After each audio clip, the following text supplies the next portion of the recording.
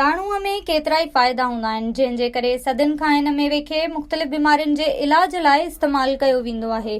अहिड़ीअ रीति ॾाढ़ूअ जे दाणनि जो बि जेकॾहिं सही इस्तेमालु कजे त हिन मां फ़ाइदा वठी सघजनि था। ॾाढ़ूअ में मौजूदु फ्लूनाइड्स रतु ॼमण वारे मर्ज़ खे सुस्त करण जी सलाहियत रखे थो। इन खां सवाइ रत में कोलेस्ट्रॉल वधण खां बचाव थींदो आहे। ॾाढ़ूं सोज खे रोके थो ऐं हाई ब्लड प्रेशर रोकण में मदद करे थो। ॾाढ़ूअ जे ज़रिए ख़राब कोलेस्ट्रॉल LDL खे कंट्रोल ऐं सुठे कोलेस्ट्रॉल HDL खे बहितर बणाइण में मदद मिलंदी आहे, जंहिंसां दिलि जो निज़ाम ठीक नमूने कमु कंदो आहे। रत जे नालियुनि में को मसइलो नाहे रहंदो। ॾाढ़ूं एंटीऑक्सीडेंट हूंदा आहिनि जेके सोज घटाइण में मददगार आहिनि। रोज़ ॾाढ़ूअ जो जूस इस्तेमालु करण सां ब्लड प्रेशर खे घटाए सघिजे थो। ॾाढ़ूअ जो जूस रत जे नालियुनि में कोलेस्ट्रॉल खे साफ़ कंदो आहे। ॾाढ़ूअ जे दाणनि खे सही नमूने इस्तेमालु करे बीमारियुनि जो इलाज मुमकिन आहे। 2 चमचा ॾाढ़ूअ जा दाणा ऐं अधु किलो पाणी खणी उनखे 10 मिंट उॿारे जो शांदो तयारु कयो ऐं रोज़ नेराने थोरो थोरो करे पी छॾियो। 1 हफ़्ते में दिलि जा मरीज़ बहितरी महसूस कंदा। दिलि जा मरीज़ 2 हफ़्तनि ताईं हिनखे इस्तेमालु करे सघनि था, जॾहिं त वधीक इलाज लाइ खेनि डॉक्टरनि सां सलाह करणु घुर्जे।